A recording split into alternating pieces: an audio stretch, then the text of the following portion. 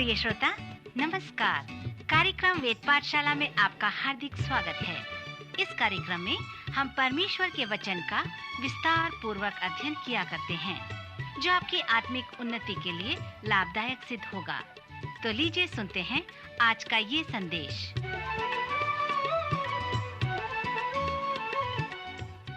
श्रोता मित्र, वेद पाठशाला कार्यक्रम के एक और अध्ययन में हम आपका स्वागत करते हैं। हम उत्पत्ति से प्रकाशित वाक्य तक संपूर्ण पवित्र शास्त्र का सर्वेक्षण कर रहे हैं। अभी हम भविष्यवक्ताओं का सर्वेक्षण कर रहे हैं। पवित्र शास्त्र में वर्णित बड़े भविष्यवक्ताओं में तीसरे स्थान पर यहेजकेल का नाम आता है। आज हमारे अध्ययन का केंद्र यहेजकेल ही है। यहेजकेल एक अलौकिक और अद्भुत भविष्यवक्ता है और उसका प्रचार और संदेश भी अलौकिक तथा अद्भुत है। इसलिए यहेजकेल की पुस्तक को मैंने अद्भुत और अलौकिक बातों की पुस्तक का शीर्षक दिया है। सूखी हड्डियों के विषय में यहेजकेल द्वारा दिया गया उपदेश मेरा प्रिय उपदेश है, जो पवित्र शास्त्र में इस प्रकार पाया जाता है। यहेजकेल की पुस्तक उसके 37वां अध्याय 1 से 13 तक यहाँ इस प्रकार लिखा है। यहोवा की शक्ति मुझ पर हुई और वह मुझ में अपना आत्मा समवाकर बाहर ले गया और मुझे तराई के बीच खड़ा कर दिया। वह तराई हड्डियों से भरी हुई थी। तब उसने मुझे उनके चारों ओर घुमाया और तराई की तह पर बहुत ही हड्डियां थीं और वे बहुत सूखी थीं। तब उसने मुझसे पूछा, हे मनुष्य के संतान, क्या ये हड्डियां जी सकती हैं? मैंने कहा, हे परमेश्वर यहोवा, तू ही जानता है। तब उसने मुझसे कहा, इन हड्डियों से भविष्यवाणी करके क्या? हे सूखी हड्डियों, यहोवा का वचन सुनो। परमेश्वर यहोवा तुम हड्डियों से यूं कहता है, देखो, मैं आप तुम में सांस समवाऊंगा और तुम जी उठोगी, और मैं तुम्हारी नसें उपजाकर मांस चढ़ाऊंगा और तुमको चमड़े से ढांपूंगा और तुम में सांस समाऊंगा और तुम जी जाओगी और तुम जान लोगी कि मैं यहोवा हूँ। इस आज्ञा के अनुसार मैं भविष्यवाणी करने लगा और मैं भविष्यवाणी कर ही रहा था कि एक आहट आई और भूइंडोल हुआ और वे हड्डियां इकट्ठी होकर हड्डी से हड्डी जुड़ गई। और मैं देखता रहा कि उनमें नसें उत्पन्न हुई और मांस चढ़ा और वे ऊपर चमड़े से ढप गईं, परंतु उनमें सांस कुछ न थी। तब उसने मुझसे कहा, हे मनुष्य के संतान, सांस से भविष्यवाणी कर और सांस में भविष्यवाणी करके कह, हे सांस, परमेश्वर यहोवा यूं कहता है कि चारों दिशाओं से आकर इन घात किए हुओं में समा जा कि ये जी उठें। उसकी इस आज्ञा के अनुसार मैंने भविष्यवाणी की। तब सांस उनमें आ गई और वे जी कर अपने अपने पांवों के बल खड़े हो गए और एक बहुत बड़ी सेना हो गई। फिर उसने मुझसे कहा, हे मनुष्य के संतान, ये हड्डियां इस्माइल के सारे घराने की उपमा हैं। वे कहते हैं, हमारी हड्डियां सूख गई और हमारी आशा जाती रही। हम पूरी रीति से कट चुके हैं। इस कारण भविष्यवाणी करके उनसे कह, परमेश्वर यहोवा यूं कहता है, हे मेरी प्रजा के लोगों, देखो, मैं तुम्हारी कब्रें खोलकर तुमको उनसे निकालूंगा और इस्माइल के देश में पहुंचाऊंगा। सो जब मैं तुम्हारी कब्रें खोलूं और तुमको उनसे निकालूं, तब हे मेरी प्रजा के लोगों, तुम जान लोगे कि मैं ही यहोवा हूँ। अब सूखी हड्डियों के इस उपदेश का क्या महत्व है? यहेजकेल को ऐसे तराई में ले जाया गया जो हड्डियों से भरी हुई थी, और यहेजकेल को परमेश्वर ने आज्ञा दी कि इन हड्डियों को प्रचार कर।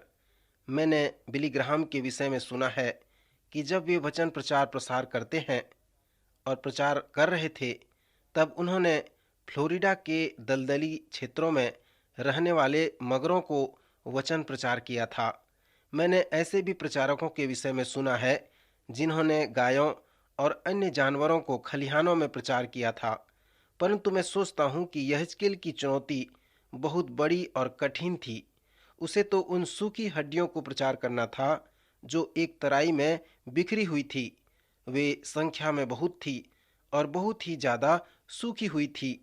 रविवारी आराधना के लिए पासवान जब अपने पुलपिट पर होते हैं, तब अपनी कलीसिया को देख उनके समक्ष रूपकात्मक रीति से एक चुनौती होती है। उनके सामने कई लोग कीमती परिधान में सजे हुए होते हैं। कुछ एक समाज के परिष्कृत वर्ग के होते हैं। गिरजाघर की खिड़कियों से छनकर आती सुबह की धूप वे इन बाह्य आवरणों में बड़े अच्छे दिखाई देते हैं, परंतु आध्यात्मिक रीति से हाँ, पासवान महोदय के सामने यही एक बड़ी चुनौती है। क्या ये सूखी हड्डियां जी उठेंगी? क्या वह इस रीति से प्रचार कर पाएंगे जिससे उनके संदेश के द्वारा इनमें आत्मिक जीवन संचार हो सके? मित्र, स्मरण रहे कि यहेजकेल न केवल बड़े भविष्यवक्ताओं में से एक था, वरन वह बंधुआ भविष्यवक्ताओं में से एक था। जब बाबुल ने यरूशलेम पर विजय पाई, तब यिर्मयाह भविष्यवक्ता प्रचार किया करता था। यरूशलेम के पतन के लिए करीबन 20 वर्षों का समय लगा था। यरूशलेम वासियों का जब देश निकाल हो रहा था, तब उन 20 वर्षों में यिर्मयाह यरूशलेम में प्रचार करता था। देश निकालने के प्रारंभ में दानियेल को भी बंधुआई में ले जाया गया। तब वह मात्र 14 वर्ष का था। 9 वर्षों के पश्चात यहेजकेल को भी बाबुल की बंधुआई में ले जाया गया, जब वह 25 वर्ष की आयु का था।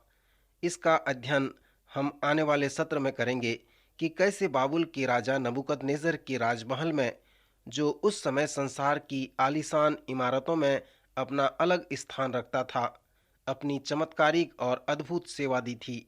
राजा नबूकदनेस्सर और उसके पश्चात उसका पुत्र राजा बेलशास्सर के काल में दानियेल की सेवा अपने आप में अनोखी और अद्भुत थी।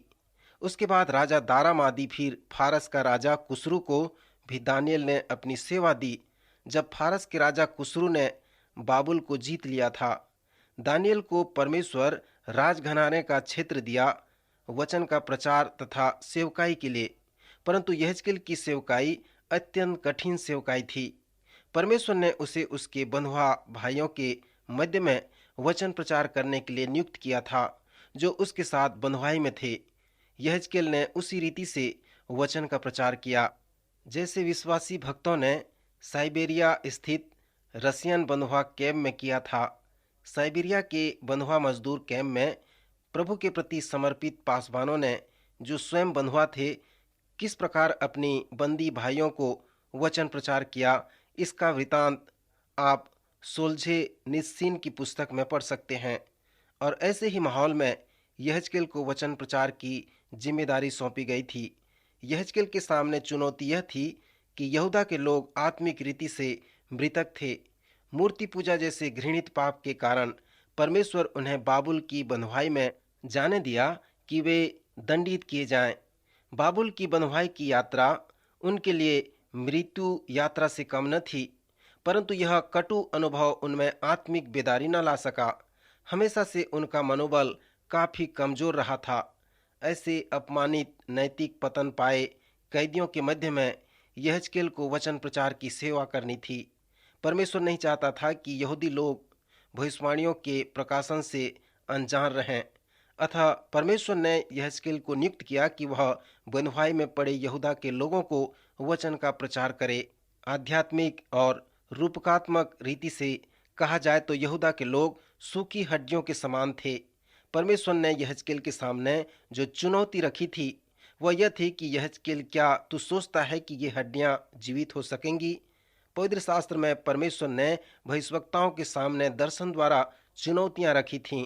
परमेश्वर ने एलिया से पूछा, तुझे क्या दिखता है? यिर्मयाह से पूछा, यिर्मयाह तुझे क्या दिखता है? यहाँ पर यहेजकेल के साथ भी वही हो रहा था। परमेश्वर उससे पूछता है, क्या तू इस सूखी हड्डियों को देखता है? क्या तू सोचता है ये जीवित हो सकेंगी? यहाँ पर यहेजकेल यह नहीं कह रहा है कि मुझे विश्वास है कि ये जी उठेंगे, परंतु वह कहता है, हे परमेश्वर यहोवा, तू ही जानता है कि वे जी उठेंगे या नहीं, क्योंकि उन सूखी हड्डियों के जी उठने पर कतई विश्वास नहीं था। तब परमेश्वर ने उससे कहा, इन हड्डियों को प्रचार करो। परमेश्वर ने उसे एक दर्शन दिया और यह यहेजकेल का परमेश्वर के साथ एक आत्मिक अनुभव था। यहेजकेल उन सूखी हड्डियों को प्रचार करना शुरू करता है। यहेजकेल कहता है कि मैंने एक आवाज़ सुनी जो हड्डियों के आपस में टकराने की थी। वे हड्डियां एक दूसरे के पास आकर जुड़ने लगी और अस्थि पंजरों का समूह एकत्रित होने लगा। यहेजकेल के सामने जो अस्थि पंजरों का समूह था, उन पर न तो मांसपेशियां थीं, न ही शारीरिक बल था। वर्तमान में कलीसियाओं की यही स्थिति है। यहेजकेल को फिर से आदेश मिला, प्रचार कर। जैसे ही यहेजकेल ने प्रचार किया, उन अस्थि पंजरों में मांसपेशियां आ गई और वे खाल से ढंप गई। वे अब बहुत सी लाशों की शक्लों में थे। किसी ने कहा है, नए नियम में कहा गया है कि जो प्रभु यीशु मसीह में मरते हैं वे सर्वप्रथम जी उठेंगे। तो मेरी कलीसिया का स्थान प्रथम होगा। जबकि यहेजकेल के सामने मांसपेशियां तथा खाल के ढपे हुए अस्थि पंजरों की एक बड़ी सेना थी, परंतु उनके पास परमेश्वर के इस प्रश्न का उत्तर न था कि क्या वे जीवित हो सकेंगी, क्योंकि वे अभी मुर्दे अवस्था में हैं।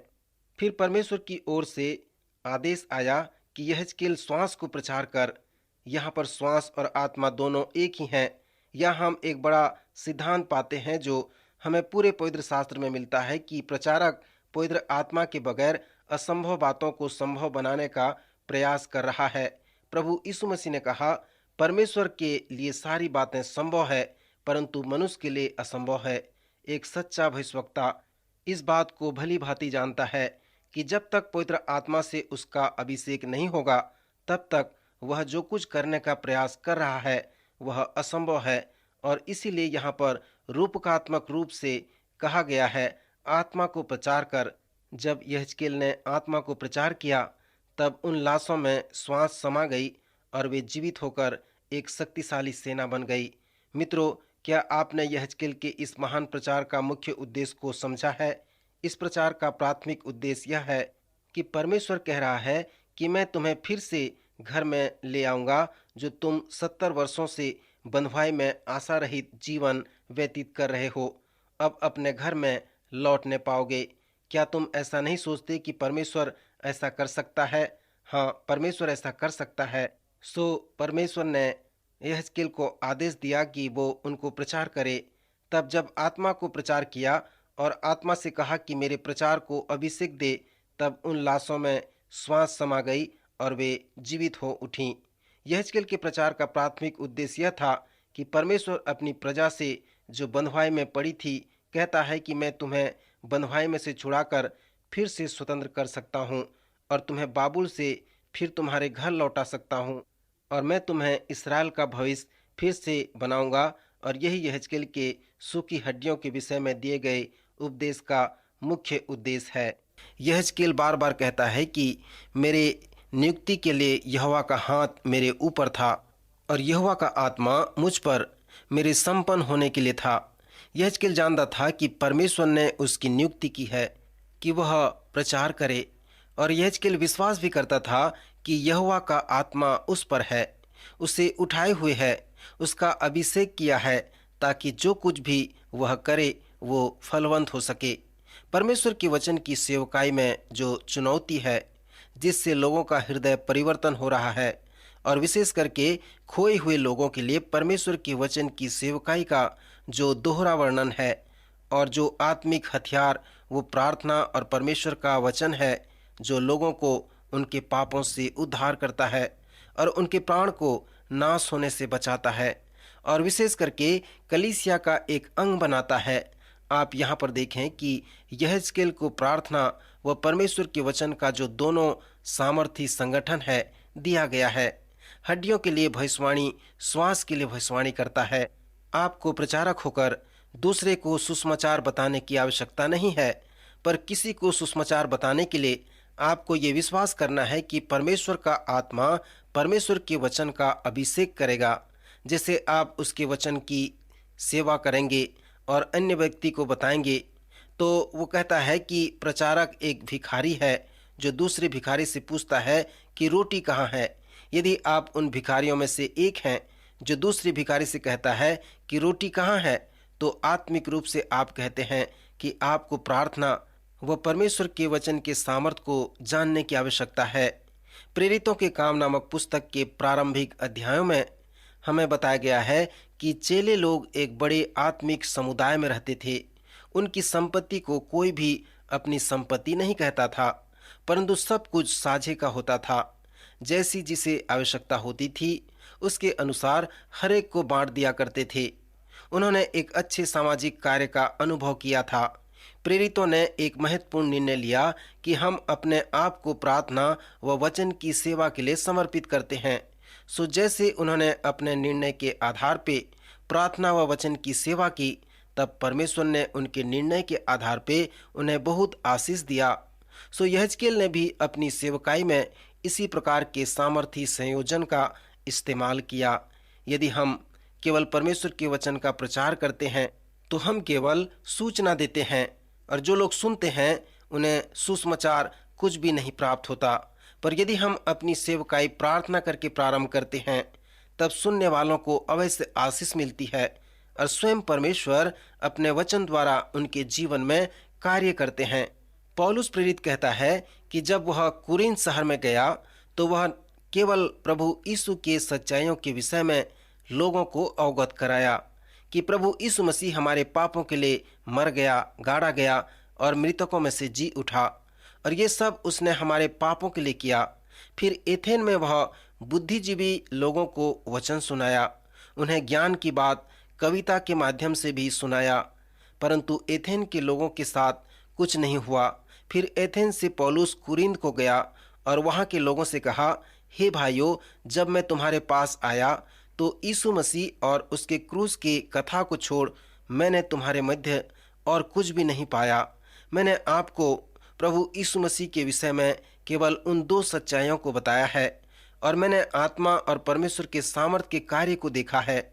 जब आप प्रभु यीशु मसीह के इस साधारण प्रचार पर विश्वास किया, तब हमने कुरिन्थ में परमेश्वर के अद्भुत कार्य को देखा। कुछ लोगों ने इसे मूर्खता का कारण कहा, क्योंकि उन्होंने विश्वास नहीं किया और उनके जीवन में कुछ भी नहीं हुआ।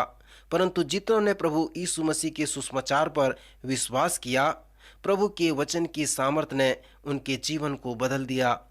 प्रिय मित्र, बंधुआई के दिनों में यहेजकेल ने भी इसी प्रकार की बातों को सीखा। 600 वर्ष पहले ही प्रेरित पौलुस ने कुरिन्थ में सुसमाचार प्रचार किया था।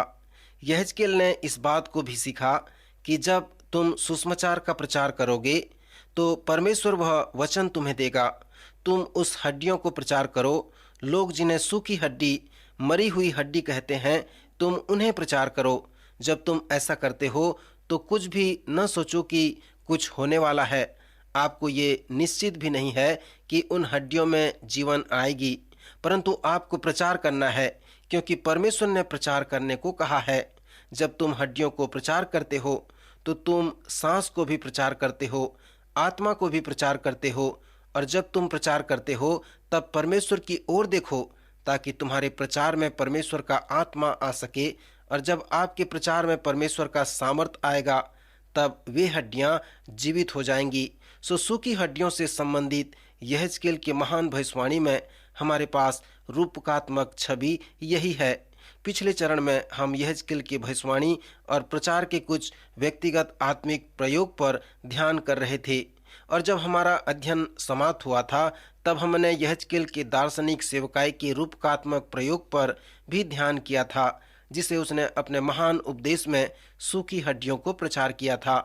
और हमने भी उसके संदेश के महान आदेश, आज्ञाकारिता और दोहरे परिणाम पर ध्यान किया था।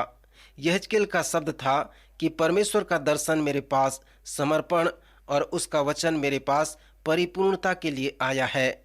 जब यहेजकेल को परमेश्वर द्वारा कार्य मिला, तब उसके पास परमेश्वर का दर्शन था, जो यहेजकेल के प्रथम 3 अध्यायों में वर्णन किया गया है।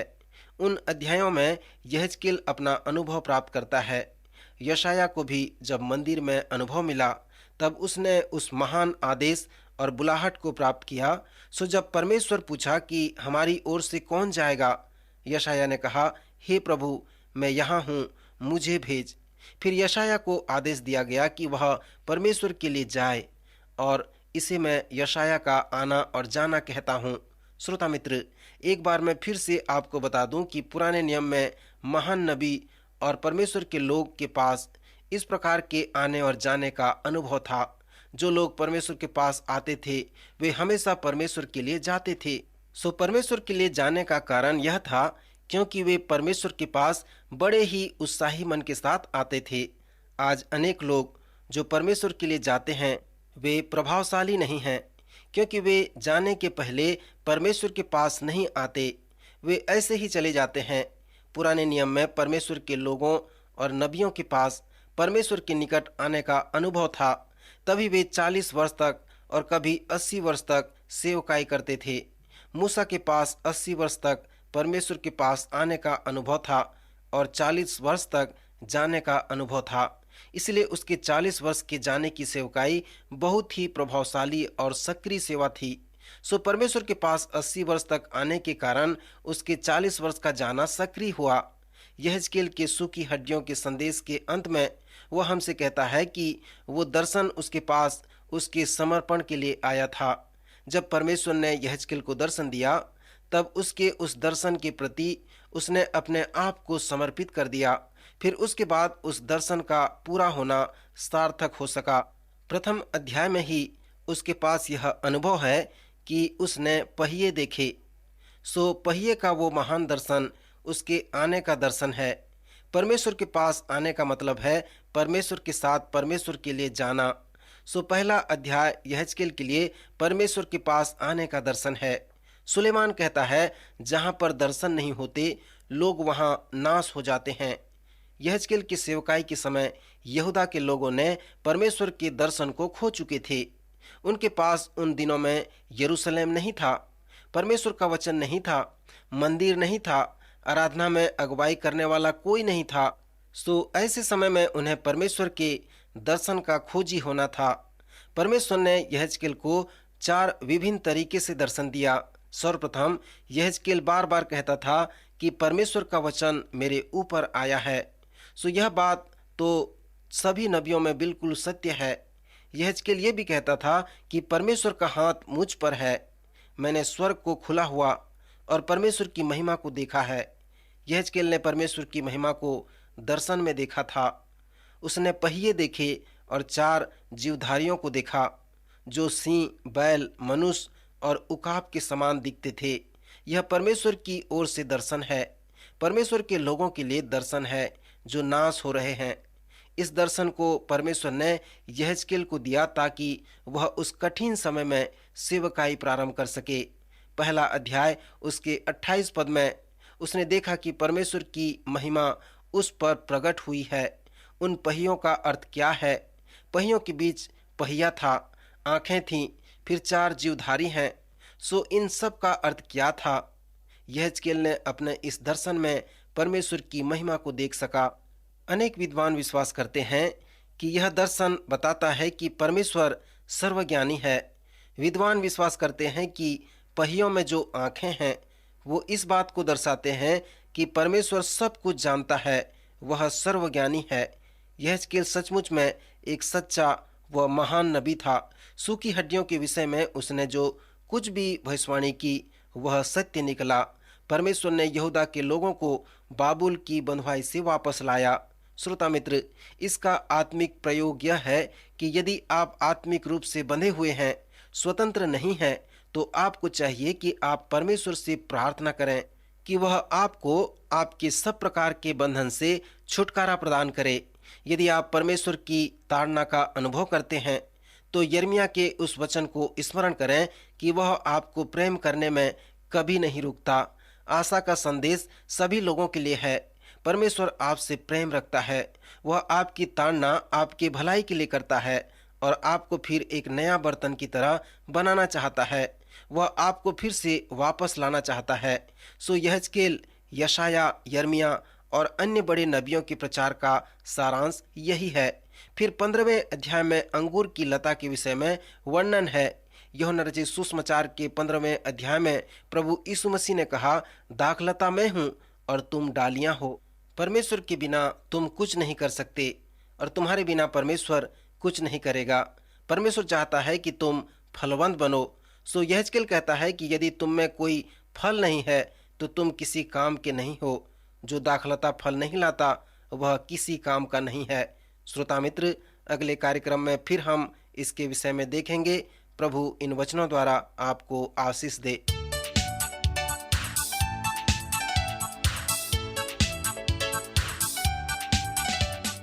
प्रिय श्रोताओ, अभी आप सुन रहे थे हमारा ये कार्यक्रम वेद पाठशाला। श्रोताओं, आपको ये जानकर खुशी होगी कि हमारे पास इस अध्ययन से संबंधित नोट्स उपलब्ध हैं, जिन्हें हम सभी श्रोताओं को निशुल्क भेजना चाहते हैं।